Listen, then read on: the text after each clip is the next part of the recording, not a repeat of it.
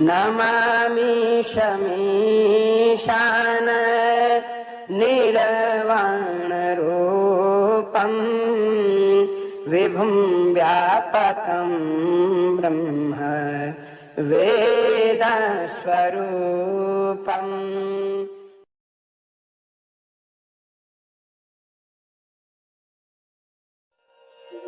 अनाश्रितः कर्मफलम् कार्यं कर्म करोति यः स सन्न्यासी च योगी च न निरग्निर्न चाक्रियः। अपने हृदय में विराजमान श्री भगवान का ध्यान करना तथा उन्हें ही अपने जीवन का लक्ष्य बना लेना योग की पूर्णता है। योगेश्वर श्री कृष्ण सुदर्शन चक्रधारी भगवान श्री कृष्ण को नमन। योगेश्वर भगवान श्री कृष्ण इस श्लोक में अर्जुन को कहते हैं, जो पुरुष अपने कर्म फल के प्रति अनासक्त है और जो अपने कर्तव्य का पालन करता है वही सन्यासी है और असली योगी है। वह नहीं जो ना तो अग्नि जलाता है और ना कर्म करता है। श्रीमद् भगवत गीता के अध्याय 6 के प्रथम श्लोक में भगवान श्री कृष्ण जी ने क्या उत्तम बात बताई है अर्जुन को, थोड़ा अपने सामान्य शब्दों में समझने की कोशिश करते हैं। अध्याय 6 के इस श्लोक में भगवान श्री कृष्ण ने बताया है कि योग की एक पद्धति अष्टांग योग पद्धति ये मन और इंद्रियों को वश करने का एक बहुत ही अच्छा साधन है, ये अष्टांग योग पद्धति। परंतु मित्रों, इस कलयुग में सामान्य जन के लिए इसे संपन्न कर पाना अत्यंत ही कठिन है। भगवान श्री कृष्ण अष्टांग योग पद्धति की गीता के इस अध्याय 6 में बहुत ही संस्तुति करते हैं, पर भगवान श्री कृष्ण बल देते हैं कि कर्म योग या श्री कृष्ण भावना व्रत में कर्म करना ही इससे श्रेष्ठ है।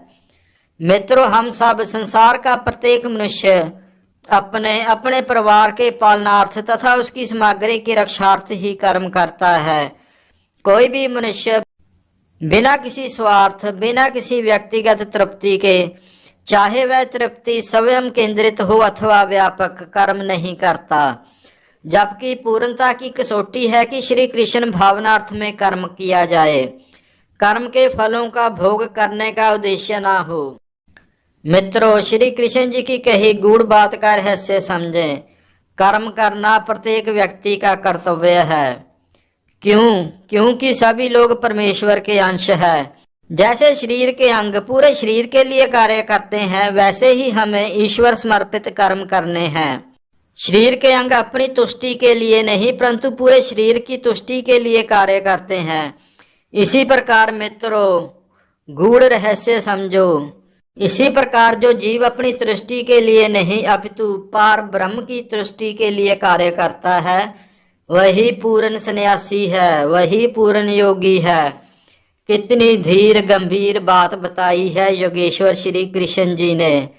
कभी कभी सन्यासी सोचते हैं कि अब सन्यास ले लिया, उन्हें सारे कार्यों से मुक्ति मिल गई, अतः वे अग्निहोत्र यज्ञ करना बंद कर देते हैं। श्री कृष्ण उन्हें स्वार्थी कहते हैं क्योंकि उनका लक्ष्य निराकार ब्रह्म से तादात्म्य स्थापित करना होता है। मित्रों, ऐसी इच्छा तो भौतिक इच्छा से भी बड़ी इच्छा है, किंतु ये स्वार्थ से रहित नहीं होती।